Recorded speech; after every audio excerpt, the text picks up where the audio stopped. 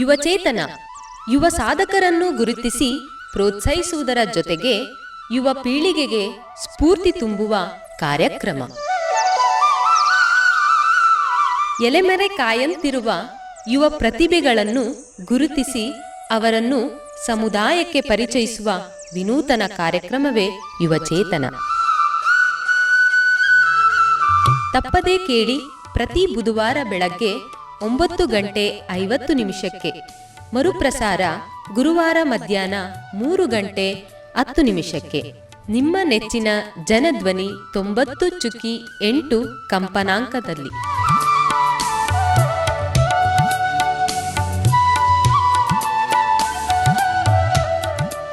ಪ್ರೀತಿಯ ಕೇಳುಗರಿಗೆಲ್ಲ ನಮಸ್ಕಾರ. ನೀವು ಕೇಳ್ತಾ ಇದ್ದೀರಾ ಜನಧ್ವನಿ ರೇಡಿಯೋ. ಇದು 90.8 ಕಂಪನಾಂಕದಲ್ಲಿ ಸರಗೂರಿನಿಂದ ಪ್ರಸಾರವಾಗುತ್ತಿರುವ ಮೈಸೂರಿನ ಮೊಟ್ಟಮೊದಲ ಸಮುದಾಯ ರೇಡಿಯೋ. ನಾನು ನಿಮ್ಮ ರೇಡಿಯೋ ಗೆಳೆಯ ಶ್ರೀಕಾಂತ್ ಸರಗೂರು. ಯುವ ಪ್ರತಿಭೆಗಳನ್ನು ಗುರುತಿಸಿ ಪ್ರೋತ್ಸಾಹಿಸುವುದರ ಜೊತೆಗೆ ಯುವ ಪೀಳಿಗೆಗೆ ಸ್ಫೂರ್ತಿ ತುಂಬುವ ಯುವಚೇತನ ಕಾರ್ಯಕ್ರಮಕ್ಕೆ ಪ್ರೀತಿಪೂರ್ವಕ ಸ್ವಾಗತವನ್ನು ಕೋರುತ್ತಿದ್ದೇನೆ. ಪ್ರಿಯ ಕೇಳುಗರೆ, ಇಂದಿನ ಯುವಚೇತನ ಕಾರ್ಯಕ್ರಮದಲ್ಲಿ ಭಾಗವಹಿಸುತ್ತಿರುವ ಯುವ ಪ್ರತಿಭೆಯು ಪ್ರಸ್ತುತ ಪದವಿ ಪೂರ್ವ ಶಿಕ್ಷಣವನ್ನು ಪಡೆಯುತ್ತಿದ್ದು, ಜೊತೆಗೆ ಭಾರತಾದ್ಯಂತ ಇಂಜಿನಿಯರಿಂಗ್ ಪದವಿಗಾಗಿ ನಡೆಯುವ JEE ಅಂದರೆ ಜಾಯಿಂಟ್ ಎಂಟ್ರನ್ಸ್ ಎಕ್ಸಾಮ್ ಅನ್ನು ಎದುರಿಸಿ 98% ಅಂಕಗಳೊಂದಿಗೆ ಮೇನ್ಸ್ ಪರೀಕ್ಷೆಯಲ್ಲಿ ಉತ್ತೀರ್ಣತೆಯನ್ನು ಹೊಂದಿರುವಂತಹ ನಮ್ಮ ಸರಗೂರಿನ ವಿವೇಕ ಪದವಿ ಪೂರ್ವ ಕಾಲೇಜಿನ ವಿದ್ಯಾರ್ಥಿಯಾದ ಸ್ನೇಹಿತರವರು ಇಂದಿನ ನಮ್ಮ ಯುವಚೇತನ ಕಾರ್ಯಕ್ರಮದಲ್ಲಿ ನಮ್ಮ ಜೊತೆ ಇದ್ದಾರೆ. ಇವರು ಇಂದಿನ ಯುವಚೇತನ ಕಾರ್ಯಕ್ರಮದಲ್ಲಿ ತಾವು JEE ಮೇನ್ಸ್ ಪರೀಕ್ಷೆಯಲ್ಲಿ 98% ಅಂಕಗಳೊಂದಿಗೆ ತೇರ್ಗಡೆ ಹೊಂದಿರುವುದರ ಕುರಿತು, ಮುಂದೆ ಎದುರಿಸಲಿರುವಂತಹ ಅಡ್ವಾನ್ಸ್ ಪರೀಕ್ಷೆಯ ಕುರಿತು, ಹಾಗೆಯೇ ಈ ಪರೀಕ್ಷೆಯನ್ನು ಎದುರಿಸೋದ್ರಿಂದ ಮುಂದೆ ಭವಿಷ್ಯದಲ್ಲಿ ಏನೆಲ್ಲ ಅವಕಾಶಗಳನ್ನು ಇದು ಸೃಷ್ಟಿಸಿಕೊಡುತ್ತೆ ಅನ್ನೋದು ಕುರಿತು ತಮ್ಮ ಅನುಭವವನ್ನು ಹಾಗೂ ಮಾಹಿತಿಯನ್ನು ಹಂಚಿಕೊಳ್ಳಿದ್ದಾರೆ. ಹಾಗಾದರೆ ಬನ್ನಿ, ಅವರನ್ನ ಕಾರ್ಯಕ್ರಮಕ್ಕೆ ಸ್ವಾಗತಿಸಿ ಈ ಎಲ್ಲ ವಿಚಾರಗಳ ಕುರಿತು ಮತ್ತಷ್ಟು ಮಾಹಿತಿಯನ್ನು ತಿಳಿದು ಬರೋಣ. ಸ್ನೇಹಿತರೇ, ತಮಗೆ ಕಾರ್ಯಕ್ರಮಕ್ಕೆ ಆತ್ಮೀಯದ ಸ್ವಾಗತವನ್ನು ಕೋರ್ತಾ ಇದ್ದೀನಿ. Thank you sir. ಮೊದಲಿಗೆ ತಮಗೆ ಅಭಿನಂದನೆಗಳು. ತಾವು JEE ಮೇನ್ಸ್ ಪರೀಕ್ಷೆಯಲ್ಲಿ 98% ಅಂಕಗಳನ್ನು ಪಡ್ಕೊಂಡು ಒಂದು ಉತ್ತಮವಾದ ಸ್ಥಾನವನ್ನು ಗಳಿಸ್ಕೊಂಡು ಉತ್ತೀರ್ಣರಾಗಿದ್ದೀರಾ. ತಾವು ಈ ದಿನದ ನಮ್ಮ ಕಾರ್ಯಕ್ರಮದಲ್ಲಿ ಭಾಗವಹಿಸಿರೋದು ತುಂಬ ಖುಷಿಯ ವಿಚಾರ ಅನ್ನೋದನ್ನು ಹೇಳಕ್ಕೆ ಇಷ್ಟಪಡ್ತೀನಿ. Thank you sir. ಮೊದಲಿಗೆ ಏನಿದು ಈ JEE ಪರೀಕ್ಷೆ ಅಂದರೆ, ಇದನ್ನು ಎದುರಿಸೋದ್ರಿಂದ ಏನೆಲ್ಲ ಪ್ರಯೋಜನಗಳು ಸಿಗುತ್ತೆ? ಸರ್, JEE ಪರೀಕ್ಷೆ ಅಂತ ಅಂದರೆ ಸರ್ ಜಾಯಿಂಟ್ ಎಂಟ್ರೆನ್ಸ್ ಎಕ್ಸಾಮ್ ಅಂತ ಸರ್. ಭಾರತ ಸರ್ಕಾರದ ಅಂಡರಲ್ಲಿ ಬರುವಂತಹ ರಾಷ್ಟ್ರೀಯ ಪರೀಕ್ಷಾ ಏಜೆನ್ಸಿ ಅಂತ ಬರುತ್ತೆ ಸರ್. ಅವರು ವರ್ಷಕ್ಕೆ 2 ಬಾರಿ JEE ಮೇನ್ಸ್ ಅಂತ ಪರೀಕ್ಷೆ ಮಾಡ್ತಾರೆ ಸರ್. ಇಡೀ ಭಾರತದಾದ್ಯಂತ ನಡೆಯುವಂಥ ಪರೀಕ್ಷೆ ಇದು. ಇದರಿಂದ ನಾವು JEE ಬರೆದ್ರೆ ಇಂಜಿನಿಯರಿಂಗ್ ಇಡೀ ಭಾರತದಾದ್ಯಂತ ಇರುವಂತಹ ಸರ್ಕಾರದ ಅಂಡರಲ್ಲಿ ಬರುವಂಥ NIT ಮತ್ತು IIITಗಳಿಗೆ ಸೇರ್ಕೋಬಹುದು. ಅಲ್ಲಿ ಅತ್ಯುತ್ತಮವಾದಂತಹ ಶಿಕ್ಷಣವನ್ನು ಪಡಿಬೋದು. ಅಲ್ಲಿ ರಿಯಲ್ ಎಕ್ಸ್ಪೀರಿಯನ್ಸಸ್ ಸಿಗುತ್ತೆ ನಮಗೆ. ಬೇರೆ ಬೇರೆ ಮಲ್ಟಿನ್ಯಾಷನಲ್ ಕಂಪನಿಗಳು ಬರ್ತವೆ. ಅಲ್ಲಿ ಬಂದ್ಬಿಟ್ಟು ನಮಗೆ ಅಲ್ಲಿಂದ ಡೈರೆಕ್ಟ್ ನೌಕರಿ ಸಿಗುತ್ತೆ. ಹಾಗಾಗಿ ಸರ್, ಇದು ಭಾರತದಾದ್ಯಂತ ನಡೆಯುವಂತಹ ಪ್ರಚಲಿತವಾಗಿರುವಂತಹ ಅತ್ಯಂತ ಉತ್ತಮ ಪರೀಕ್ಷೆ ಅಂತಲೂ ಹೇಳ್ಬೋದು ಸರ್, ನೀಟ್ನ ಜೊತೆಗೆ JEE ಸಹ. ಅಂದರೆ ಇದು ಪ್ರಮುಖವಾಗಿ ಪದವಿ ಪೂರ್ವ ಶಿಕ್ಷಣ ಪಡೆಯುವಂಥ ವಿದ್ಯಾರ್ಥಿಗಳಿಗೆ ಇರುವಂಥದ್ದು. ಹಾಂ ಸರ್, ದ್ವಿತೀಯ PUCಯಲ್ಲಿ ಓದ್ತಾ ಇರೋವಂಥವ್ರಿಗೆ ಜನವರಿಲಿ ಒಂದು ಮತ್ತು ಏಪ್ರಿಲಲ್ಲಿ ಒಂದು JEE ಮೇನ್ಸ್ ನಡೆಯುತ್ತೆ ಸರ್. ಅದನ್ನು ಬಿಟ್ಟರೆ ಅದರಲ್ಲಿ ಉತ್ತೀರ್ಣ ಆಗುವಂತಹ 2.5 ಲಕ್ಷ ಜನನ ಮಾತ್ರ ನೆಕ್ಸ್ಟ್ ಅಡ್ವಾನ್ಸ್ಗೆ ಅಂತ ಕೂರಿಸ್ತಾರೆ. ಆ ಅಡ್ವಾನ್ಸಲ್ಲಿ ತೇರ್ಗಡೆ ಆದವ್ರಿಗೆ IITsಗಳಿಗೆ ಸೇರ್ಕೋಬೋದು ಸರ್. ನಾವು ಗೂಗಲ್ CEO ಸುಂದರ್ ಪಿಚಾಯ್ ಅವ್ರು ನೋಡಿದ್ರೆ ಅವರು ಸಹ IIT ಖರಗ್ಪುರಿಂದ ಓದಿದ್ದು. ಹಾಗಿದ್ರೆ ಈಗ ದ್ವಿತೀಯ PUC ಶಿಕ್ಷಣ ಪಡೆಯುವಂಥ ವಿದ್ಯಾರ್ಥಿಗಳಿಗೆ ಜನವರಿ ಮತ್ತು ಏಪ್ರಿಲ್ ತಿಂಗಳಿನಲ್ಲಿ ಮೇನ್ಸ್ ಮತ್ತು ಅಡ್ವಾನ್ಸ್ ಪರೀಕ್ಷೆ ನಡೆಯುತ್ತೆ ಅಂತ ಹೇಳಿದ್ರಿ. ಹಾಗಿದ್ರೆ ಈ ಪರೀಕ್ಷೆ ಯಾವಾಗ ಪರೀಕ್ಷೆಗೆ ಅದು ವೆಬ್ಸೈಟ್ ಮುಖಾಂತರ ಅರ್ಜಿಯನ್ನು ಸಲ್ಲಿಸಬೇಕಾ, ಅಥವಾ ಕಾಲೇಜು ವತಿಯಿಂದ ಇದಕ್ಕೆ ಅರ್ಜಿಯನ್ನು ಅಥವಾ ಪರೀಕ್ಷೆಗೆ ಒಂದು ಅಪ್ಲಿಕೇಶನ್ ಹಾಕಬೇಕಾಗುತ್ತಾ? ಸರ್, ನಾವು ಯಾವ್ದಾರ ಕೋಚಿಂಗ್ ಇನ್ಸ್ಟಿಟ್ಯೂಟ್ಗಳಿಗೆ ಸೇರ್ಕೊಂಡ್ರೆ ಅವರೇ ಹೇಳ್ತಾರೆ ಸರ್, ಈಗ ಎಕ್ಸಾಮ್ ನಡೆಯುತ್ತೆ, ಅದಕ್ಕೆ ನೀವು ನೋಂದಣಿಯನ್ನು ನೀವು ಮಾಡ್ಕೊಳ್ಳಿ ಅಂತ. ಅದೇ ನಾವು ಮನೆಯಿಂದ ಓದ್ತಿದ್ದೀವಿ ಅಂತ ಅಂದರೆ ಸರ್, ಅಕ್ಟೋಬರ್ 3rd ವೀಕ್ ಅಷ್ಟೊತ್ತಿಗೆ ಬರುತ್ತೆ ಸರ್. ಫಸ್ಟ್ ಜನವರಿ ಅಟೆಂಪ್ಟ್ಗೆ ಆಗ ಅಪ್ಲಿಕೇಶನ್ ಕಾಲ್ ಆಗುತ್ತೆ. ಅದನ್ನು ಬಿಟ್ಟು ನೆಕ್ಸ್ಟ್ ಏಪ್ರಿಲಲ್ಲಿ ಒಂದು JEE ಮೇನ್ಸ್ ಮತ್ತೆ ನಡೆಯುತ್ತೆ ಸರ್. ಅದಕ್ಕೆ ಫೆಬ್ರವರಿ ತಿಂಗಳಲ್ಲಿ ಅಪ್ಲಿಕೇಶನ್ ಮುಗಿಯುತ್ತೆ ಸರ್. ನಿನ್ನೆ ಅಂದರೆ 24ನೇ ತಾರೀಕು ಅಪ್ಲಿಕೇಶನ್ ಕ್ಲೋಸ್ ಆಗಿದೆ ಸರ್. ಅದ್ರದ್ದು ಕರೆಕ್ಷನ್ ಮುಂದೆ ಬಿಡ್ತಾರೆ. ಈಗ ಮೇಯಲ್ಲಿ ನಡೆಯುವಂಥ ಅಡ್ವಾನ್ಸ್ಗೆ ಈ 2 ಪರೀಕ್ಷೆಗಳಲ್ಲಿ ಟಾಪ್ 2.5 ಲಕ್ಷ ಜನ ಏನು ಬರ್ತಾರೆ ಅವರನ್ನು ಕರೆದ್ಬಿಟ್ಟು ನೀವು ನೆಕ್ಸ್ಟ್ ಮುಂದಿನ JEE ಅಡ್ವಾನ್ಸ್ ಪರೀಕ್ಷೆಗೆ ಎಲಿಜಿಬಲ್ ಇದ್ದೀರಾ ಅಂತ ಅವ್ರನ್ನ ಹೇಳ್ತಾರೆ ಸರ್. ಅವರು ಬೇಕಾದರೆ ಅಡ್ವಾನ್ಸ್ಗೆ ಅಪ್ಲೈ ಮಾಡ್ಬೋದು. ಈಗ ಪ್ರಸ್ತುತವಾಗಿ ಈ ಮೇನ್ಸ್ ಪರೀಕ್ಷೆಯನ್ನು ಬರಲಿಕ್ಕೆ ದೇಶಾದ್ಯಂತ ಎಷ್ಟು ವಿದ್ಯಾರ್ಥಿಗಳು ನೋಂದಣಿಯನ್ನು ಮಾಡಿಸಿದ್ರು? ಸರ್, ಈ ವರ್ಷ 16 ಲಕ್ಷ ಅಂತ ಹೇಳಿದ್ರು ಸರ್. ಲಾಸ್ಟ್ ಟೈಮ್ 15 ಅಂತ ಹೇಳಿದ್ರು. ಈ ಬಾರಿ 16 ಲಕ್ಷ. ಮುಂದೆ ಹೋಯ್ತಾ ಜಾಸ್ತಿನೂ ಆಗ್ಬೋದು. ಈಗ ತಾವು ಈ JEE ಪರೀಕ್ಷೆಗೆ ನೋಂದಣಿ ಮಾಡ್ಕೊಂಡಂಥ ಸಂದರ್ಭದಲ್ಲಿ ಕಾಲೇಜು ವತಿಯಿಂದ ಆಗಿರ್ಬೋದು ಅಥವಾ ಕೋಚಿಂಗ್ ಸೆಂಟರ್ಗಳ ಮುಖಾಂತರ ಆಗಿರ್ಬೋದು ನೋಂದಣಿಯನ್ನು ಮಾಡಿಸಲಾಗುತ್ತೆ ಅಂತ ಹೇಳಿದ್ರಿ. ಹಾಗಿದ್ರೆ ಈ ಪರೀಕ್ಷೆಯನ್ನು ಎದುರಿಸೋ ನಿಟ್ಟಿನಲ್ಲಿ ಇದಕ್ಕೆ ಬೇಕಾದಂಥ ಪಠ್ಯಕ್ರಮ ಆಗಿರ್ಬೋದು, ಇದಕ್ಕೆಲ್ಲ ತಯಾರಿಯನ್ನು ಹೇಗೆ ಶುರು ಮಾಡಿದ್ರಿ ಈ ಮೇನ್ಸ್ ಪರೀಕ್ಷೆಯನ್ನು ಎದುರಿಸೋ ನಿಟ್ಟಿನಲ್ಲಿ? ಸರ್, ಕಾಲೇಜಿಗೆ ಬಂದಾಗ ಅವರೇ ಹೇಳಿದ್ರು ಸರ್, ಈ ಥರ ಪರೀಕ್ಷೆ ಇದೆ, ಅದ್ರ ಬಗ್ಗೆ ನೀವು ಸಿದ್ಧತೆಯನ್ನು ಶುರು ಮಾಡ್ಕೊಳ್ಳಿ ಅಂತ. ಅದಕ್ಕೆ ಬೇಕಾದಂತಹ ಪುಸ್ತಕಗಳು ಸಹ ಅಲ್ಲಿನ ಲೈಬ್ರರಿಯಲ್ಲಿ ಇತ್ತು. ಅದನ್ನು ನಾನು ಸ್ಟಾರ್ಟಿಂಗ್ ತಗೊಂಡಿದ್ದೆ. ಮತ್ತು ಬರೋದಕ್ಕಿಂತ ಮುಂಚೆ ಈ ಥರ ಪುಸ್ತಕಗಳಿದೆ, ಅದನ್ನು ಓದಿದ್ರೆ JEE ಪರೀಕ್ಷೆಗೆ ಉತ್ತಮ ಫಲಿತಾಂಶ ಬರ್ಬೋದು ಅನ್ನೋದು ಗೊತ್ತಿತ್ತು. ಆ ಪುಸ್ತಕಗಳ ಬಗ್ಗೆ ತಿಳ್ಕೊಂಡು ಬಂದಿದ್ದೆ. ಆಮೇಲೆ ಇಲ್ಲಿಗೆ ಬಂದಾದ್ಮೇಲೆ ಗೊತ್ತಾಯಿತು ಈ ಥರ ಸಿಲೆಬಸ್ ಏನಿದೆ ಅಂತ. ನಾವು ದ್ವಿತೀಯ PUCಗೆ ಏನು ಓದ್ತೀವಿ ಅದಕ್ಕಿಂತ ಸ್ವಲ್ಪ ಜಾಸ್ತಿ ಸಿಲೆಬಸ್ ಇರುತ್ತೆ ಅಷ್ಟೇ ಸರ್. ಬಟ್ ಅದಕ್ಕಿಂತ ಸ್ವಲ್ಪ ಪ್ರಶ್ನೆಗಳು ಬರ್ತವೆ. ಆ ಪ್ರಶ್ನೆಗಳ ಲೆವೆಲ್ ಸ್ವಲ್ಪ ಜಾಸ್ತಿ ಇರುತ್ತೆ ಅಷ್ಟೇ. ಅದರಲ್ಲಿ ಏನಿದೆ ಪಠ್ಯಕ್ರಮ, ಅದೇ ಪಠ್ಯಕ್ರಮನೇ ಅಲ್ಲಿಗೂ ಬರುತ್ತೆ. ಮತ್ತು ನೋಂದಣಿ ಬಗ್ಗೆ ಮಾತಾಡಬೇಕು ಅಂತ ನಮ್ಮ ಕಾಲೇಜಲ್ಲೇ ನೋಂದಣಿ ಮಾಡಿಕೊಟ್ರು. ಆ ಮೊದಲ ಪರೀಕ್ಷೆ ಜನವರಿ ಪರೀಕ್ಷೆಗೆ ನಾವೇ ನೋಂದಣಿ ಮಾಡಿಕೊಡ್ತೀವಿ ಅಂತ ಹೇಳಿದರು. ಎಷ್ಟು ವಿದ್ಯಾರ್ಥಿಗಳು ನಾವು ಎಕ್ಸಾಮ್ ಬರಿತೀವಿ ಅಂತ ಹೇಳಿದ್ರು ಅಷ್ಟು ಜನಕ್ಕೂ ಸಹ ಅವರೇ ನೋಂದಣಿ ಮಾಡಿಕೊಟ್ರು. ನೆಕ್ಸ್ಟ್ ಈಗ ಮುಂದೆ ಬರುವಂತಹ ಏಪ್ರಿಲ್ ಅಟೆಂಪ್ಟ್ ಇದೆಯಲ್ಲ, ಅದಕ್ಕೆ ಮನೆಯಿಂದಲೇ ನೀವು ಹಾಕ್ಸಿ ನೋಂದಣಿ ಮಾಡಿಸಿ ಅಂತ ಹೇಳಿದ್ದಾರೆ. ಅಂದರೆ ತಾವು ದ್ವಿತೀಯ PUC ಶಿಕ್ಷಣವನ್ನು ಏನು ಪಡಿತಾ ಇದ್ದೀರಾ ಆ ವಿಜ್ಞಾನ ವಿಷಯದ ವಿದ್ಯಾರ್ಥಿಗಳಿಗೆ ಈ ಪರೀಕ್ಷೆ ಇರುತ್ತೆ? ಹಾಂ ಸರ್, ದ್ವಿತೀಯ ಮತ್ತು ಪ್ರಥಮ PUC ಎರಡೂ ಪಠ್ಯಕ್ರಮ ಇರುತ್ತೆ ಸರ್. ಅಂದರೆ ವಿಜ್ಞಾನ ವಿಷಯವನ್ನು ಯಾರು ಐಚ್ಛಿಕ ವಿಷಯವಾಗಿ ತೆಗೆದುಕೊಂಡಿರ್ತಾರೆ ದ್ವಿತೀಯ PUCನಲ್ಲಿ ಆ ವಿದ್ಯಾರ್ಥಿಗಳು ಮಾತ್ರ ಈ ಪರೀಕ್ಷೆ ಇರುತ್ತೆ? ಹಾಂ ಸರ್, ಅದರಲ್ಲೂ ಭೌತಶಾಸ್ತ್ರ ಮತ್ತು ರಸಾಯನಶಾಸ್ತ್ರ ಮತ್ತು ಗಣಿತಶಾಸ್ತ್ರ ಇವು ಮೂರು ಇರಲೇಬೇಕು ಸರ್. ಅವರು ತಗೊಂಡಿರಲೇಬೇಕು, ಇಲ್ಲ ಅಂತ ಅಂದರೆ ಬರೆಯೋಕ್ಕಾಗಲ್ಲ. ಒಟ್ಟು ತಮ್ಮ ವಿವೇಕ ಪದವಿ ಪೂರ್ವ ಕಾಲೇಜಿನಿಂದ ಎಷ್ಟು ವಿದ್ಯಾರ್ಥಿಗಳು ಈ ಪರೀಕ್ಷೆಗೆ ನೋಂದಣಿಯನ್ನು ಮಾಡಿಸಿದ್ರಿ? ಸರ್, 15ರಿಂದ 16 ಜನ ಮಾಡಿದ್ವಿ ಸರ್. ಈಗ ಒಟ್ಟು 15 ಜನ ವಿದ್ಯಾರ್ಥಿಗಳು ತಾವು ನೋಂದಣಿ ಮಾಡಿದ್ರಿ. ತಮ್ಮ 15 ಜನ ವಿದ್ಯಾರ್ಥಿಗಳಿಗೆ ಈ ಪರೀಕ್ಷೆಗೆ ತಯಾರಿಯನ್ನು ಕೊಡೋದಾಗಿರ್ಬೋದು ಅಥವಾ ತಾವು ಸ್ವತಃ ಅಧ್ಯಯನವನ್ನು ಮಾಡೋದಾಗಿರ್ಬೋದು ಹೇಗೆ ಮಾಡ್ತಾ ಇದ್ರಿ? ಸರ್, ನಾವು 15 ಜನರಲ್ಲಿ 3 ಜನ ಇದ್ವಿ ಸರ್. ನಾವು 3 ಜನ JEE ಮಾಡಬೇಕು ಅಂತ ಅಂದ್ಬಿಟ್ಟು ಅವರು ಕ್ರ್ಯಾಶ್ ಕೋರ್ಸ್ ಅಂತ ಮಾಡ್ತಾರೆ ಸರ್ ಕಾಲೇಜಲ್ಲಿ. ಆ ಕ್ರ್ಯಾಶ್ ಕೋರ್ಸಲ್ಲಿ ಉಳಿದವರೆಲ್ಲ KCETಗೆ ಹೋದರು. ನಾವು 3 ಜನ ಇಲ್ಲ, ನಾವು JEEಗೆ ಮಾಡ್ತೀವಿ ಅಂತ ಅಂದ್ಬಿಟ್ಟು ನಮ್ಮ 3 ಜನಕ್ಕೆ ಅಂತಲೇ ಟೆಸ್ಟ್ ಕೊಡೋರು ಸರ್. ನಮ್ಮ 3 ಜನಕ್ಕೆ ಆ ಪರೀಕ್ಷೆ ಕೊಟ್ಬಿಟ್ಟು ಆ ಪರೀಕ್ಷೆಯಲ್ಲಿ ಬರುವಂಥ ರಿಸಲ್ಟ್ನ ಇಟ್ಕೊಬಿಟ್ಟು ಮಾತಾಡೋ ಸರ್, ನೀವು ಈ ಥರ ತಪ್ಪು ಮಾಡ್ತಾ ಇದ್ದೀರಾ, ಇಲ್ಲಿ ನೀವು ತಿದ್ದುಪಡಿ ಮಾಡ್ಕೋಬೋದು, ಮತ್ತು ನೀವು ಮುಂದೆ ಹೇಗೆ ಇನ್ನೂ ಚೆನ್ನಾಗಿ ಮಾಡ್ಬೋದು ಈ ಪರೀಕ್ಷೆಯಲ್ಲಿ ಅಂತ ಅಂದ್ರ ಕುರಿತು ಸಲಹೆನೂ ಕೊಡ್ತಿದ್ರು ಸರ್ ಅವರು. ನಾವು 3 ಜನ ಬರೆದ್ವಿ ಸರ್. ನಮ್ಮ 3 ಜನದ್ದು ಮೇನ್ಸಿಂದ ಅಡ್ವಾನ್ಸ್ಗೆ ಆಗಿದೆ ಅನಿಸುತ್ತೆ, ಆ ಥರ ಇದೆ. ಈಗ ತಾವು ಹೇಳಿದ್ರಿ ಏನು ಪ್ರಥಮ PUC ಹಾಗೂ ದ್ವಿತೀಯ PUCನಲ್ಲಿ ಬರೋಂಥ ಪಠ್ಯಕ್ರಮದಲ್ಲೇ ಈ ಪರೀಕ್ಷೆ ಒಳಗೊಂಡಿರುತ್ತೆ ಅಂತ. ಹಾಗಿದ್ರೆ ತಾವು ದಿನನಿತ್ಯ ನಡೆಯೋ ತರಗತಿ ಜೊತೆಗೆ ಇದಕ್ಕೆ ಏನಾದರೂ ಪ್ರತ್ಯೇಕವಾಗಿ ತಾವು ಉಪನ್ಯಾಸಕರಿಂದ ತರಬೇತಿ ಪಡ್ಕೋತಾ ಇದ್ರ? ಇಲ್ಲ ಸರ್, ಅವರು ನಾವು ಹೋಗಿ ಏನಾದರೂ ನಮ್ಮಲ್ಲಿ ಈ ಥರದ ಗೊಂದಲ ಇದೆ ಅಂತ ಕೇಳಿದರೆ ಅವರು ಖಂಡಿತ ಸಹಾಯ ಮಾಡ್ತಾಯಿದ್ರು. ಆದರೆ ನಮಗೆ 6ರಿಂದ 10 ಗಂಟೆವರೆಗೂ ಓದೋಕ್ಕೆ ಅಂತ ನಮಗೆ ಸಮಯ ಕೊಡ್ತಾರೆ ಸರ್. ಆ ಸಮಯದಲ್ಲಿ ನಾನು ಏನು ಪುಸ್ತಕಗಳು ನನ್ನ ಹತ್ರ ಇತ್ತು, ಆ ಪುಸ್ತಕಗಳಿಂದ ಹಿಂದೆ ಆಗಿರುವಂಥ ಪರೀಕ್ಷೆಗಳ ಏನು ಪ್ರಶ್ನೆಗಳಿರ್ತಿದ್ದು ಆ ಪ್ರಶ್ನೆಗಳನ್ನ ನೋಡ್ಕೊಂಬಿಟ್ಟು ಅದರಲ್ಲಿ ಬೇಕಾಗಿರುವಂಥ ಸೊಲ್ಯೂಷನ್ಸ್ ಮತ್ತು ಆ ಪ್ರಶ್ನೆಗಳು ಯಾವ ರೀತಿ ಕೇಳ್ತಾರೆ ಅನ್ನೋದ್ರ ಕುರಿತು ಸ್ವಲ್ಪ ಅನಾಲಿಸಿಸ್ ಮಾಡ್ತಿದ್ದೆ ಸರ್. ಅದರಿಂದ ತುಂಬ ಯೂಸ್ ಆಯಿತು ಸರ್ ಮುಂದೆ ಬರೋ ಈ ಎಕ್ಸಾಮ್ಗೆ. ಹಾಗೆಯೇ ಮತ್ತೊಂದು, ಈ ಥರ ಪರೀಕ್ಷೆಗಳನ್ನು ನಾವು ಉತ್ತಮವಾಗಿ ಎದುರಿಸಬೇಕು ಅಂದರೆ ಹಳೆಯ ಪ್ರಶ್ನೆ ಪತ್ರಿಕೆಗಳನ್ನು ಕುರಿತು ಅಭ್ಯಾಸ ಮಾಡೋದು ಒಂದು ಉತ್ತಮವಾದಂಥ ನಿರ್ಧಾರ ಆಗಿರುತ್ತೆ. ಆ ನಿಟ್ಟಿನಲ್ಲಿ ತಾವು ಹಳೆಯ ಪ್ರಶ್ನೆ ಪತ್ರಿಕೆಗಳನ್ನು ಹುಡುಕೋದಾಗಿರ್ಬೋದು, ಅದನ್ನು ಅಭ್ಯಾಸ ಮಾಡೋದಾಗಿರ್ಬೋದು ಮಾಡ್ತಾ ಇದ್ರ? ಹಾಂ ಸರ್, ಅದನ್ನು ಸರ್ ಇದು ವೆಬ್ಸೈಟ್ ಅಲ್ಲಿ ಇಲ್ಲಿ ಬೇರೆ ಕಡೆ ಸಿಗ್ತಿತ್ತು ಸರ್.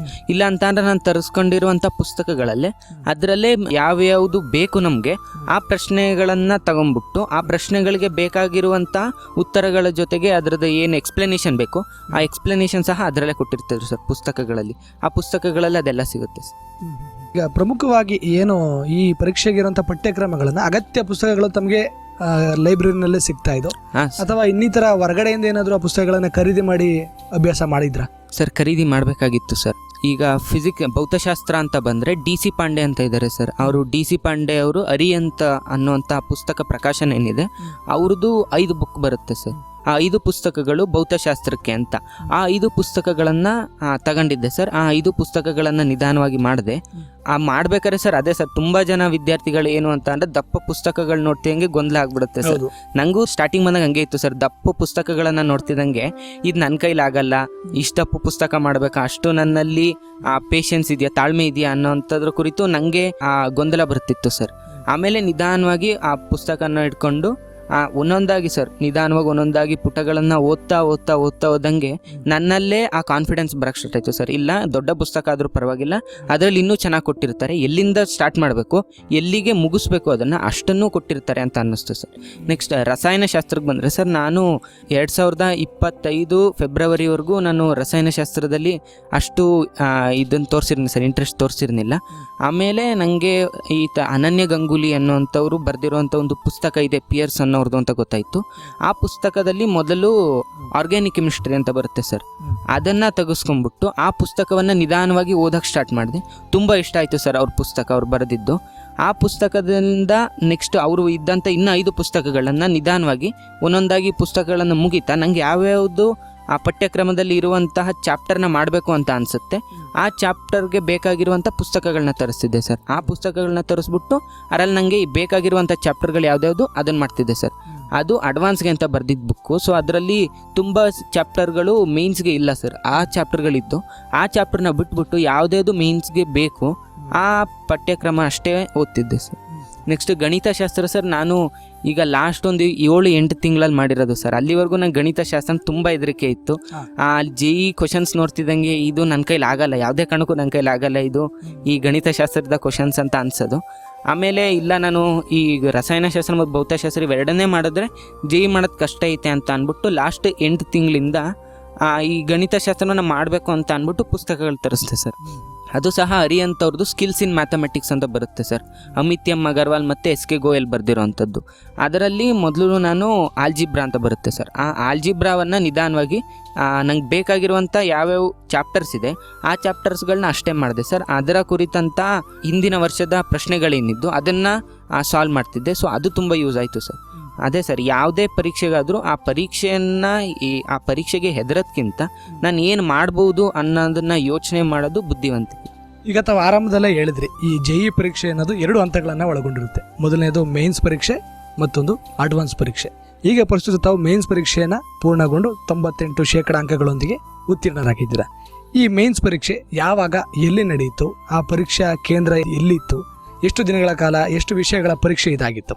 ಸರ್, ಜನವರಿ 21ರಿಂದ 21, 22, 23, 24 ಈ 4 ದಿನಗಳು, ಜೊತೆಗೆ ಜನವರಿ 28 ಈ 5 ದಿನಗಳು ಈ ಪರೀಕ್ಷೆ ನಡೀತು ಸರ್.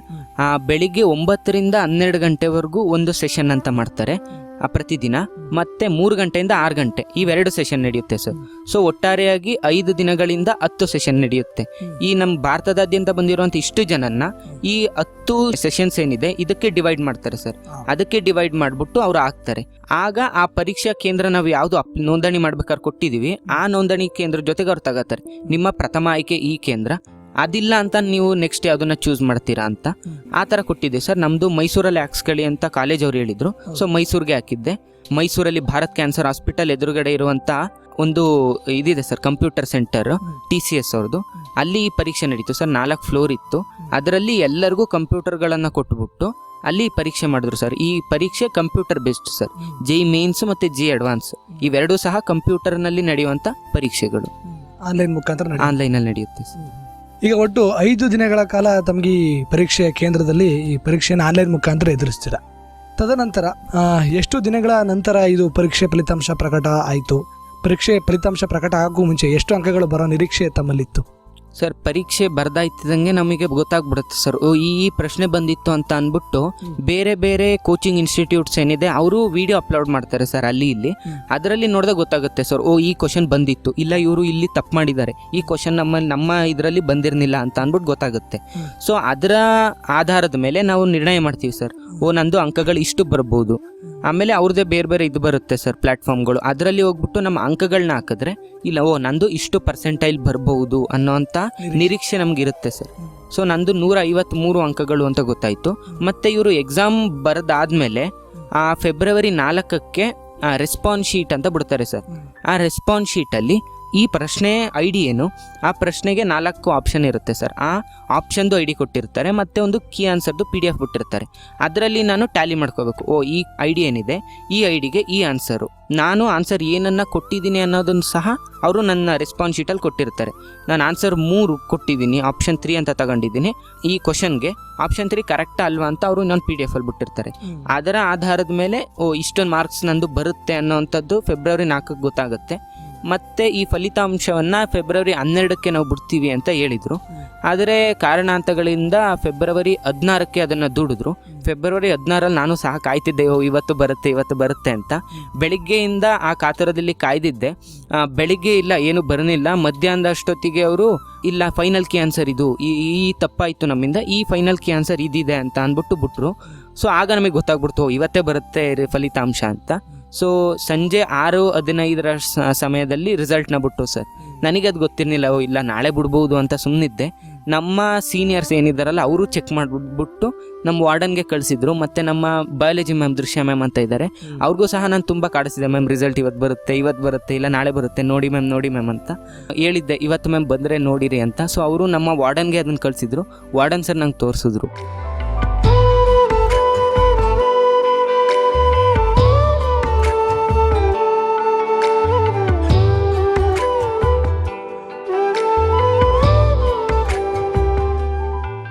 ಒಟ್ಟು ಎಷ್ಟು ಅಂಕಗಳಿಗೆ ಪರೀಕ್ಷೆ ತಾವು ಬರೆದಿದ್ದು? ಸರ್ 300 ಅಂಕಗಳಿಗೆ ಸರ್. ಭೌತಶಾಸ್ತ್ರದಲ್ಲಿ 100, ರಸಾಯನಶಾಸ್ತ್ರದಲ್ಲಿ 100, ಮತ್ತು ಗಣಿತಶಾಸ್ತ್ರದಲ್ಲಿ 100.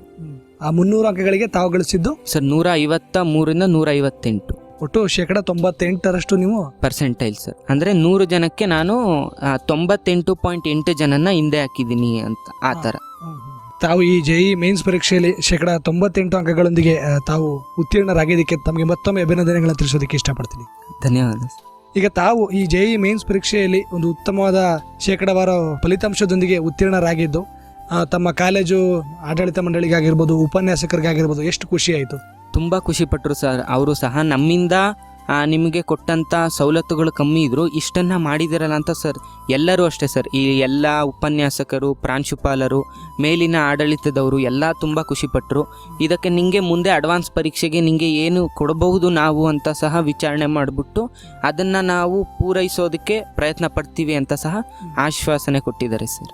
ಹಾಗೆಯೇ ತಮ್ಮ ಪೋಷಕರಾಗಿರ್ಬೋದು, ಕುಟುಂಬದವರಿಗೆ ಈ ವಿಷಯ ತಿಳಿದಾಗ ಅವರು ಎಷ್ಟು ಖುಷಿಪಟ್ಟರು? ಅವರು ತುಂಬ ಖುಷಿಪಟ್ಟರು ಸರ್. ಮಾತಾಡಬೇಕು ಅಂತ ನನ್ನ ತಂದೆ ಸರ್, ನನಗೆ ಬೇಕಾಗಿರುವಂಥ ಇಷ್ಟು ಪುಸ್ತಕಗಳು ಅಥವಾ ನನಗೆ ಇಲ್ಲಪ್ಪ ನನಗೆ ಇದು ಪ್ರಿಂಟ್ ತಕ್ಕೊಡ್ಬೇಕು, ನನಗೆ ಇದೆಲ್ಲ ಬೇಕು ಅಂತ ಅಂದರೆ ಸರ್, ನೀನು ಓದ್ತೀಯಲ್ವ, ನೀನು ತಗ ಅಂತ ಅಂದ್ಬಿಟ್ಟು ಎಲ್ಲನೂ ಕೊಡಿಸ್ತಿದ್ರು ಸರ್. ಅವ್ರಿಗೆ ಈ ವಿಚಾರ ಮುಟ್ಟಿದಾಗ ತುಂಬ ಖುಷಿಪಟ್ಟರು ಸರ್.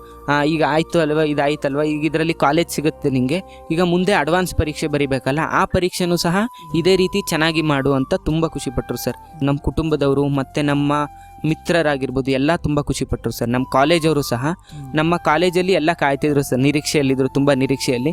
ಸ್ನೇಹಿತನ ಪರೀಕ್ಷೆ ಬರೆದಿದ್ದಾರೆ, ಅವ್ರದ್ದು ಫಲಿತಾಂಶ ಎಷ್ಟು ಬರುತ್ತೆ ನೋಡೋಣ ಅಂತ ಅಂದ್ಬಿಟ್ಟು ಕೆಲವರಂತೂ ಕುಣಿದಾಡ್ಬಿಟ್ರು ಸರ್, ಫಲಿತಾಂಶ ಬರ್ತೀವಿ, ಅಣ್ಣಂದು ಇಷ್ಟು ಬಂದಿದೆಯಲ್ಲ ಅಂತ ತುಂಬ ಖುಷಿಪಟ್ಟರು ಸರ್ ಎಲ್ಲ. ಹಾಗಿದ್ರೆ ಮುಂದೆ ಎದುರಿಸುವಂಥ ತಾವು ಅಡ್ವಾನ್ಸ್ ಪರೀಕ್ಷೆಗೆ ಈಗಲಿಂದ ಹೇಗೆ ತಯಾರಿಯನ್ನು ಮಾಡ್ಕೋತಾ ಇದ್ದೀರಾ? ಯಾವಾಗ ಆ ಪರೀಕ್ಷೆಯನ್ನು ಎದುರಿಸಲಿದ್ದೀರಾ? ಸರ್, ಅಡ್ವಾನ್ಸ್ ಪರೀಕ್ಷೆ ಈ ವರ್ಷ ಮೇ 17 ಭಾನುವಾರ ನಡೆಯಲಿದೆ ಸರ್. ಅದಕ್ಕೆ ಬೇಕಾಗಿರುವಂಥ ಸಿದ್ಧತೆಗಳನ್ನ ಕಾಲೇಜವರು ಮಾಡಿಕೊಡ್ತೀವಿ ಅಂತ ಹೇಳಿದ್ದಾರೆ. ಅದನ್ನು ಬಿಟ್ಟರೆ ಈಗ ನಡೆಯುತ್ತಿರುವಂಥ ಬೋರ್ಡ್ಸ್ ಪರೀಕ್ಷೆ ಮಾರ್ಚ್ 17ರವರೆಗೂ ನಡೆಯುತ್ತೆ ಸರ್. ಆ ಪರೀಕ್ಷೆ ಕಡೆಗೆ ನನ್ನ ಎಲ್ಲ ಗಮನವನ್ನು ಈಗ ಸೇರಿಸಿದ್ದೀನಿ. ಆ ಪರೀಕ್ಷೆಗೆ ಏನೇನು ಬೇಕಾಗಿದೆ ಆ ಸಿದ್ಧತೆಗಳನ್ನ ಮಾಡ್ಕೊತಾ ಇದ್ದೀನಿ. ಅದಾದಮೇಲೆ ಇವರು KCET ಕ್ರ್ಯಾಶ್ ಕೋರ್ಸ್ ಅಂತ ಮಾಡ್ತಾರೆ. ಸೊ ಅವರನ್ನು ಕೇಳಿದ್ದೀನಿ, ಸರ್ ನಂಗೆ KCET ಕ್ರ್ಯಾಶ್ ಕೋರ್ಸ್ ಬದಲು ಅದೇ ಸಮಯದಲ್ಲಿ ನನಗೆ ಅಡ್ವಾನ್ಸ್ಗೆ ಬೇಕಾಗಿರುವಂಥ ಪರೀಕ್ಷೆಯ ಮಾಕ್ ಟೆಸ್ಟ್ಗಳನ್ನ ಕೊಡಿ, ನಾನು ಅಡ್ವಾನ್ಸ್ ಪರೀಕ್ಷೆಗೆ ತಯಾರಿನ ಮಾಡ್ಕೋತೀನಿ ಅಂತ ಕೇಳಿದ್ದೀನಿ. ಅವರು ಸರಿ ನೋಡ್ತೀವಿ, ಅದು ಏನಾಗುತ್ತೆ ಅಂತ ಹೇಳಿದ್ದಾರೆ ಸರ್. ಅವರು ಕೊಟ್ಟರೆ ಖುಷಿ, ಇಲ್ಲ ಅಂತ ಅಂದರೆ ಅದೇ ಈಗ ಹೆಂಗೆ ಮಾಡ್ತಿದ್ದೆ ಅದೇ ರೀತಿ ಮುಂದೆನೂ ಸಹ ಕಂಟಿನ್ಯೂ ಮಾಡಬೇಕಾಗುತ್ತೆ. ಅಂದರೆ ಮುಂದೆ ಮಾರ್ಚಲ್ಲಿ ಬರುವಂಥ ದ್ವಿತೀಯ PUC ವಾರ್ಷಿಕ ಪರೀಕ್ಷೆಯನ್ನು ಕೂಡ ತಾವು ಎದುರಿಸಲಿದ್ದೀರಾ, ಅದಕ್ಕೂ ಒಂದು ಉತ್ತಮವಾದ ತಯಾರಿಯನ್ನು ನಡೆಸ್ತಿದ್ದೀರಾ. ಹಾಗೆಯೇ ಮೇನಲ್ಲಿ ಬರುವಂಥ ಅಡ್ವಾನ್ಸ್ ಪರೀಕ್ಷೆಗೂ ಕೂಡ ಈಗಲಿಂದನೇ ಕೂಡ ತಾವು ತಯಾರಿಯನ್ನು ನಡೆಸ್ಕೊಳ್ತಾ ಇದ್ದೀರಾ. ಮುಂದೆ ಬರುವಂಥ 2 ಪರೀಕ್ಷೆಯಲ್ಲಿ ತಮಗೆ ಉತ್ತಮವಾದ ಫಲಿತಾಂಶ ಬರಲಿ ಅಂತ ನಾವು ಕೂಡ ಆಶಿಸ್ತೀವಿ. ಧನ್ಯವಾದ. ಹಾಗೆಯೇ ಪ್ರತಿಯೊಬ್ಬ ವಿದ್ಯಾರ್ಥಿ ಅಂದರೆ ಆತನಿಗೆ ಮುಂದೆ ಭವಿಷ್ಯದಲ್ಲಿ ತನ್ನದೇ ಆದಂಥ ಒಂದು ಗುರಿಯನ್ನು ಹೊಂದಿರ್ತಾನೆ. ಆ ಗುರಿಯನ್ನು ಈಡೇರಿಸ್ಕೊಳ್ಳೋ ನಿಟ್ಟಿನಲ್ಲಿ ಈಗಲಿಂದ ಕೂಡ ಒಂದು ತನ್ನದೇ ಒಂದು ಸಣ್ಣ ಪ್ರಯತ್ನವನ್ನು ಮಾಡ್ತಿರ್ತಾನೆ. ಆ ನಿಟ್ಟಿನಲ್ಲಿ ತಾವೊಬ್ಬೀಗ ದ್ವಿತೀಯ PUC ವಿದ್ಯಾರ್ಥಿಯಾಗಿ ಮುಂದೆ ಭವಿಷ್ಯದಲ್ಲಿ ಏನೇನೆಲ್ಲ ಗುರಿಯನ್ನು ಹೊಂದಿದ್ದೀರಾ, ಆ ಗುರಿಯನ್ನು ಈಡೇರಿಸೋ ನಿಟ್ಟಿನಲ್ಲಿ ಮುಂದೆ ಏನೇನೆಲ್ಲ ಕ್ರಮ ಅಥವಾ ಪ್ರಯತ್ನಗಳನ್ನು ಮಾಡಬೇಕು ಅಂತ ಅಂದ್ಕೊಂಡಿದ್ದೀರಾ? ಸರ್ ಈಗ ಆಗಿರುವಂಥ ಮೇನ್ಸ್ ಪರೀಕ್ಷೆಯಿಂದ ನನಗೆ NIT ವಾರಂಗಲ್ ಅನ್ನೋ ಕಾಲೇಜಿನಲ್ಲಿ ನನಗೆ ಬೇಕಾಗಿರುವಂಥ ಭೌತಶಾಸ್ತ್ರದಲ್ಲಿ 5 ವರ್ಷಗಳ ಇಂಟಿಗ್ರೇಟೆಡ್ ಡಿಗ್ರಿ ಸಿಗುತ್ತೆ ಅಂತ ಗೊತ್ತಾಗಿದೆ. ಈಗ ಮುಂದೆ ಬರುವಂಥ ಅಡ್ವಾನ್ಸ್ನಲ್ಲಿ ನಂದು ಉತ್ತಮ ಫಲಿತಾಂಶ ಬಂದರೆ IIT ರೂರ್ಕಿಯಲ್ಲೂ ಸಹ ಭೌತಶಾಸ್ತ್ರದ ಡಿಗ್ರಿ ಇದೆ ಸರ್. ಅಲ್ಲಿಗಾರ ಹೋಗ್ಬಿಟ್ಟು ನಾನು ಭೌತಶಾಸ್ತ್ರದಲ್ಲೇ ಡಿಗ್ರಿ ಮಾಡಿಬಿಟ್ಟು ಮುಂದೆ ಆಸ್ಟ್ರೋಫಿಸಿಸಿಸ್ಟ್ ಆಗಬೇಕು ಅನ್ನೋವಂಥ ಕನಸನ್ನು ಕಂಡಿದ್ದೆ ಸರ್. ನಾನು ತುಂಬ ಚಿಕ್ಕವನಿದ್ದಾಗಲಿಂದ ನನ್ನ ಏನಾರ ಕೇಳಿ ನೀನು ಏನಾಗಬೇಕು ಅಂತ ಅಂದಿದ್ರೆ ನಾನು ವಿಜ್ಞಾನಿ ಆಗ್ತೀನಿ ಅಂತ ಹೇಳ್ತಿದ್ದೆ. ಆಮೇಲೆ ಮುಂದೆ ಬರ್ತಾ ಗೊತ್ತಾಯಿತು ಸರ್ ವಿಜ್ಞಾನಿಯಲ್ಲೂ ತುಂಬ ಥರ ಇದೆ. ಅದರಲ್ಲಿ ನಾನು ಆ ಖಗೋಳಶಾಸ್ತ್ರ ಸ್ಟಡಿ ಮಾಡುವಂಥ ಇದಕ್ಕೆ ಹೋಗಬೇಕು ಅಂತ ಆ ರೀತಿ ಕನಸು ಕಂಡಿದ್ದೆ ಸರ್. ನಾನು 10th ಸಹ ಕಾಲೇಜ್ ಮುಗಿಸ್ಕೋಗ್ಬಿಟ್ಟು ಡಿಗ್ರಿ ಎಲ್ಲರ ಕಾಲೇಜಲ್ಲಿ ಮಾಡ್ಕೊಬಿಟ್ಟು PhD ಮಾಡೋಣ ಆ ರೀತಿ ಎಲ್ಲ ಕನಸಿತ್ತು. ಈಗ ಬರ್ತಾ ಅದಕ್ಕೆ ಬೇಕಾಗಿರುವಂಥ ಸರಿಯಾದ ದಾರಿ ಇಲ್ಲಿ ಕಾಲೇಜಿಗೆ ಬಂದಮೇಲೆ ಸಿಕ್ಕಿದೆ ಸರ್. ಈ ಥರ ನೀವು IIT NIT ಅಂತ ಅತ್ಯುತ್ತಮವಾದಂತಹ ಯೂನಿವರ್ಸಿಟಿಗಳಲ್ಲಿ ಓದಿ ಸಹ ಅಲ್ಲಿಂದ ನೀವು ಈ ಥರದ ಕೋರ್ಸ್ಗಳಿಗೆ ಹೋಗ್ಬೋದು ಅನ್ನೋವಂಥದ್ದನ್ನು ತಿಳಿಸ್ಕೊಟ್ಟಿದ್ದಾರೆ ಸರ್. ತಮ್ಮೆಲ್ಲ ಮುಂದಿನ ಭವಿಷ್ಯ ಗುರಿಗಳಿಗೆ ಶುಭವಾಗಲಿ ಅಂತ ನಾವು ಕೂಡ ಆಶಿಸ್ತೀವಿ. ಧನ್ಯವಾದ. ಈಗ ಅದೇ ರೀತಿ ಈಗ ಪ್ರಸ್ತುತ ದಿನಗಳಲ್ಲಿ ನೋಡ್ತು ಅಂದರೆ SSLC ಹಂತದಲ್ಲಾಗಿರ್ಬೋದು ಅಥವಾ ಪದವಿ ಪೂರ್ವ ಶಿಕ್ಷಣ PUC ಹಂತದಲ್ಲಾಗಿರ್ಬೋದು, ಪಠ್ಯಕ್ರಮದ ಜೊತೆಗೆ ಪಠ್ಯಕ್ರಮದ ಪರೀಕ್ಷೆಗಳ ಜೊತೆಗೆ ಹಲವಾರು ಈ ಥರ ಪ್ರತ್ಯೇಕ ಪರೀಕ್ಷೆಗಳು, ಸರ್ಕಾರದ ವತಿಯಿಂದ ನಡೆಸುವಂಥ ಪರೀಕ್ಷೆಗಳು ಭಾಳಷ್ಟು ವಿದ್ಯಾರ್ಥಿಗಳಿಗೆ ಭವಿಷ್ಯಕ್ಕೆ ಒಂದಷ್ಟು ಅವಕಾಶಗಳನ್ನು ಸೃಷ್ಟಿಸಿಕೊಡ್ತಾ ಇದೆ. ಆ ನಿಟ್ಟಿನಲ್ಲಿ ಈಗ ತಮ್ಮ ಒಂದು ಅನುಭವದ ಪ್ರಕಾರ ಈ ದ್ವಿತೀಯ PUC ಶಿಕ್ಷಣ ಜೊತೆಗೆ JEE ಎಕ್ಸಾಮ್ ಆಗಿರ್ಬೋದು, ಇನ್ನಿತರ ಯಾವುದೇ ಎಕ್ಸಾಮ್ಗಳಿಗೆ ನಾವು ತಯಾರಿ ಮಾಡೋದ್ರ ಜೊತೆಗೆ ಅವುಗಳನ್ನು ಎದುರಿಸೋದ್ರ ಜೊತೆಗೆ ಅದು ಭವಿಷ್ಯದಲ್ಲಿ ಇನ್ನೇನೆಲ್ಲ ಅವಕಾಶಗಳನ್ನು ಸೃಷ್ಟಿಸಿಕೊಡುತ್ತೆ ಅನ್ನೋದು ಕುರಿತು ತಮ್ಮ ಮಾತುಗಳನ್ನು ಕೇಳ್ತಿರುವಂಥ ವಿದ್ಯಾರ್ಥಿಗಳಿಗೆ ಏನು ಹೇಳಕ್ಕೆ ಇಷ್ಟಪಡ್ತೀರಾ? ಅದೇ ಸರ್, ಈಗ ನಾನು ಈ ವಿಜ್ಞಾನ ವಿಷಯವನ್ನು ತಗೊಂಡು ದ್ವಿತೀಯ ಅಥವಾ ಪ್ರಥಮ PUCನ ಓದಿನಿ ಅಂತ ಅಂದರೆ ಸರ್ ನನಗೆ ತುಂಬ ಆಯ್ಕೆಗಳು ಸಿಗುತ್ತೆ ಸರ್. ನಾನು ಈ ಪರೀಕ್ಷೆಯನ್ನು ಬರಿಬೋದು ಅಂತ. ಮೊದಲನೇದಾಗಿ ಈಗ ನಾನು ಬರೆದಿರುವಂಥ JEE, ಅದರಿಂದ ನಾವು ಇಂಜಿನಿಯರಿಂಗ್ ಮಾಡ್ತೀನಿ ಅಂತ ಅಂದರೆ ಅಲ್ಲೂ ಮಾಡ್ಬೋದು ಸರ್. ನೆಕ್ಸ್ಟ್ ಬರುವಂಥದ್ದು ಭಾರತದಾದ್ಯಂತ ನಡೆಯುವಂಥ ನೀಟ್ ಪರೀಕ್ಷೆ. ಆ ನೀಟ್ ಪರೀಕ್ಷೆಯಲ್ಲಿ ನಾನು ವೈದ್ಯಕೀಯ ಏನು ವಿಷಯ ಇದೆ ಈ ವಿಷಯಕ್ಕೆ ಬೇಕಾಗಿರುವಂಥ ತುಂಬ ಅಡ್ಮಿಷನ್ಗಳೇನಿದೆ, ನಾನು ಪ್ಯಾರಾಮೆಡಿಕಲ್ ಮಾಡಬೇಕು, ನಾನು ಡಯಾಗ್ನೋಸಿಸ್ಗೆ ಹೋಗಬೇಕು, ಇಲ್ಲ ನಾನು ಡಾಕ್ಟರ್ ಆಗಬೇಕು, ವೆಟೆನರಿ ಅಂತ ಹಲವಾರು ಆಯ್ಕೆಗಳಿದೆಯಲ್ಲ ಸರ್, ಆ ಆಯ್ಕೆಗಳಿಗೆ ಆ ಪರೀಕ್ಷೆ ಸರ್ ನೀಟು. ಅದನ್ನು ಬಿಟ್ಟರೆ ನಮ್ಮ ಕರ್ನಾಟಕ ಸರ್ಕಾರ ನಡೆಸುವಂಥ KCET, ಈ KCET ಬರೆದ್ರೆ ನಮ್ಮ ಕರ್ನಾಟಕದಲ್ಲಿ ಇರುವಂಥ ಇಂಜಿನಿಯರಿಂಗ್ ಕಾಲೇಜಸ್ಗಳೇನಿದೆ ಈ ಕಾಲೇಜುಗಳಿಗೆ ನಾವು ಸೇರ್ಕೋಬೋದು ಸರ್. ಈ ಕಾಲೇಜ್ಗಳಿಗೆ ಸೇರಿಕೊಂಡು ಅಲ್ಲಿ ಈ KCET 4 ವಿಚಾರಗಳು ನಡೆಯುತ್ತೆ ಸರ್: ಭೌತಶಾಸ್ತ್ರ, ರಸಾಯನಶಾಸ್ತ್ರ, ಗಣಿತಶಾಸ್ತ್ರ ಮತ್ತು ಜೀವಶಾಸ್ತ್ರ ಇಲ್ಲದೆ ಇರೋರು ಇಂಜಿನಿಯರಿಂಗ್ಗೆ ಬರೀತಾರೆ. ಜೀವಶಾಸ್ತ್ರ ಇರುವಂಥವ್ರು ಈ ಅಗ್ರಿಕಲ್ಚರು ಮತ್ತು ಈ ನರ್ಸಿಂಗು, ಅದಕ್ಕೆಲ್ಲ ಬೇಕಾಗಿರೋ ಆಯುರ್ವೇದ, ಇದಕ್ಕೆಲ್ಲ ಬೇಕಾಗಿರುವಂತಹ ಜೀವಶಾಸ್ತ್ರವನ್ನು ತಗೊಂಡಿದ್ರೆ ಅವರು ಇದರ ರ್ಯಾಂಕಿಂಗ್ ಸಹ ಕೊಡ್ತಾರೆ. ಅದರ ಆಧಾರದ ಮೇಲೆ ಅವ್ರಿಗೆ ಈ ಕಾಲೇಜಸ್ ಸಿಗಿದೆ, ನೀವು ಸೇರ್ಕೋಬಹುದು ಅಂತ ಬರುತ್ತೆ ಸರ್. ಅದನ್ನು ಬಿಟ್ಟರೆ ಸರ್ ಐಸರ್ ಟೆಸ್ಟ್ ಬರುತ್ತೆ ಸರ್, IAT ಅಂತ. ಇದು ಮೇ-ಜೂನ್ ತಿಂಗಳಲ್ಲಿ ನಡೆಯುವಂಥ ಪರೀಕ್ಷೆ. ಇಲ್ಲ ನಾನು ಸೈಂಟಿಸ್ಟೇ ಆಗಬೇಕು, ನಾನು ರಿಸರ್ಚ್ ಮಾಡಬೇಕು, ನಾನು ಅಧ್ಯಯನ ಮಾಡಬೇಕು ಅನ್ನೋಂಥ ವಿದ್ಯಾರ್ಥಿಗಳಿಗೆ ಅತ್ಯುತ್ತಮವಾದ ಪರೀಕ್ಷೆ ಸರ್ ಇದು, IAT ಅಂತ. ಇದರಲ್ಲಿ ಬರೆದ್ರೆ ನಮ್ಮ ಭಾರತದಲ್ಲಿರುವಂಥ 7 ಐಸರ್ಗಳಿದೆ ಸರ್. ಈ 7 ಐಸರ್ಗಳಿಗೆ ಸೇರ್ಕೋಬೋದು. ಅಲ್ಲಿ 5 ವರ್ಷದ ಡಿಗ್ರಿ ಸಿಗುತ್ತೆ ಸರ್. ಅಲ್ಲಿ ಕೋಟ್ಯಾಂತರ ಮೌಲ್ಯದ ಹಲವಾರು ಎಕ್ವಿಪ್ಮೆಂಟ್ಸ್ ಇರುತ್ತೆ ಸರ್. ಆ ಇನ್ಸ್ಟ್ರೂಮೆಂಟ್ಸ್ ಜೊತೆಗೆ ನಾವು ವರ್ಕ್ ಮಾಡ್ಬೋದು. ನಮ್ಮ ಜೊತೆ ಬಂದಿರುವಂಥ ಹಲವಾರು ವಿದ್ಯಾರ್ಥಿಗಳ ಜೊತೆ ನಾವು ಬೆರಿಬೋದು. ಮತ್ತು ಒಳ್ಳೆ ಎಕ್ಸ್ಪೋಜರ್ ಸಿಗುತ್ತೆ ಸರ್ ಈ 7 ಐಸರ್ಗಳಲ್ಲಿ. ಮತ್ತು ಅದರಲ್ಲಿ ಇನ್ನೂ ತುಂಬ ಚೆನ್ನಾಗಿ ಫಲಿತಾಂಶ ಬಂತು ಅಂದರೆ ನಮ್ಮ CV ರಾಮನ್ ಅವರು ಸ್ಥಾಪನೆ ಮಾಡಿದಂಥ IASಗೂ ಸೇರ್ಕೋಬೋದು. ಇಡೀ ಏಷ್ಯಾದಲ್ಲಿರುವಂಥ ಅತ್ಯುತ್ತಮವಾದ ರಿಸರ್ಚ್ ಇನ್ಸ್ಟಿಟ್ಯೂಟ್, ಅದಕ್ಕೂ ಸಹ ಸೇರ್ಕೋಬೋದು. ಅದಾದಮೇಲೆ ಸರ್ ನೆಸ್ಟ್ ಅಂತ ಒಂದು ಪರೀಕ್ಷೆ ಬರುತ್ತೆ. ಅದರಿಂದ ನಾನು ನೈಸರ್ ಅಥವಾ CEBS ಅಂತ ಬರುತ್ತೆ ಸರ್ ಮುಂಬೈಯಲ್ಲಿ, ಇವೆರಡಕ್ಕೂ ಸಹ ಸೇರ್ಕೋಬೋದು ಈ ನೆಸ್ಟ್ ಪರೀಕ್ಷೆ. ಇದು ಸಹ ಜೂನಲ್ಲಿ ನಡೆಯುವಂಥದ್ದು. ಈ ಪರೀಕ್ಷೆನೂ ಸಹ ಇದು ನಾನು ರಿಸರ್ಚ್ ಮಾಡಬೇಕು, ನಾನು ಭಾರತಕ್ಕೆ ಬೇಕಾಗಿರುವಂಥ ಮುಂದೆ ಈ ರೀತಿಯ ಬೇರೆ ಬೇರೆ ಫೀಲ್ಡ್ಗಳೇನಿದೆ ಇದರಲ್ಲಿ ನಾನು ರಿಸರ್ಚ್ ಮಾಡಿಬಿಟ್ಟು ನಮ್ಮ ಭಾರತಕ್ಕೆ ಹೆಸರು ತರಬೇಕು ಅನ್ನೋಂಥವ್ರಿಗೆ ಈ ಪರೀಕ್ಷೆ ತುಂಬ ಚೆನ್ನಾಗಿದೆ ಸರ್, ನೆಸ್ಟ್ ಪರೀಕ್ಷೆ. ಅದಾದಮೇಲೆ IIIT ಹೈದರಾಬಾದ್ ಅವ್ರದ್ದು ಸರ್ UGEE ಅಂತ ಒಂದು ಪರೀಕ್ಷೆ ಬರುತ್ತೆ ಸರ್. ಅದನ್ನು ಬರೆದ್ಬಿಟ್ಟು ಇಲ್ಲ ನಾನು ಆ ತಂತ್ರಜ್ಞಾನದಲ್ಲೇ ನಾನು ಚೆನ್ನಾಗಿ ಡಿಗ್ರಿ ಮಾಡಬೇಕು, ಕಂಪ್ಯೂಟರ್ ಸೈನ್ಸನ್ನೇ ಮಾಡಬೇಕು, ನಾನು ಕೋಡಿಂಗ್ ಕಲಿಬೇಕು ಅನ್ನೋಂಥವ್ರಿಗೆ ಈ ಪರೀಕ್ಷೆ ಸರ್. ಅದರಲ್ಲಿ 5 ವರ್ಷದ ಡಿಗ್ರಿ, ನಮ್ಮ ಭಾರತದಲ್ಲಿ ಇರುವಂಥ ಅತ್ಯುತ್ತಮ ಯೂನಿವರ್ಸಿಟಿ ಸರ್ ಅದು IIIT ಹೈದರಾಬಾದು. ಅದಕ್ಕೆ ನಾವು ನಮ್ಮ ಬೋರ್ಡ್ ಅಂಕಗಳಿಂದ ಸಹ ಸೇರ್ಕೋಬೋದು. ಆ ಪರೀಕ್ಷೆ ಆಗಾದ್ಮೇಲೆ ನಮ್ಮನ್ನ ಇಂಟರ್ವ್ಯೂಗೆ ಕರೀತಾರೆ ಸರ್. ಆ ಇಂಟರ್ವ್ಯೂನಲ್ಲಿ ಅಟೆಂಡ್ ಮಾಡಾದ್ಮೇಲೆ ಇಷ್ಟು ಜನ ನೀವು ಬರ್ಬೋದು ಅಂತ ಅಂದ್ಬಿಟ್ಟು ಹೇಳ್ತಾರೆ ಸರ್.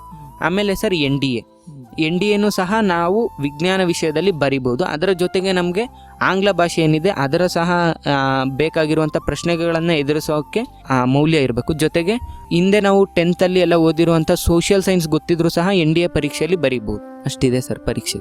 ಬಹಳಷ್ಟು ಉಪಯುಕ್ತ ಮಾಹಿತಿಯನ್ನ ಸಮುದಾಯದ ಯುವ ವಿದ್ಯಾರ್ಥಿಗಳಿಗೆ ತಾವು ನೀಡಿದಿರಾ ಸ್ನೇಹಿತರೆ. ಈಗ ಕಾರ್ಯಕ್ರಮದ ಕೊನೆಯದಾಗಿ ತಮ್ಮ ಮಾತುಗಳನ್ನು ಕೇಳ್ತಿರುವಂಥ ಸಮುದಾಯದ ಪೋಷಕರಿಗಾಗಿರ್ಬೋದು ಅಥವಾ ತಮ್ಮಂತ ಇರುವಂಥ ವಿದ್ಯಾರ್ಥಿಗಳಿಗಾಗಿರ್ಬೋದು, ಕೊನೆಯದಾಗಿ ಏನು ಕಿವಿ ಮಾತು ಹೇಳೋಕ್ಕೆ ಇಷ್ಟಪಡ್ತೀರಾ?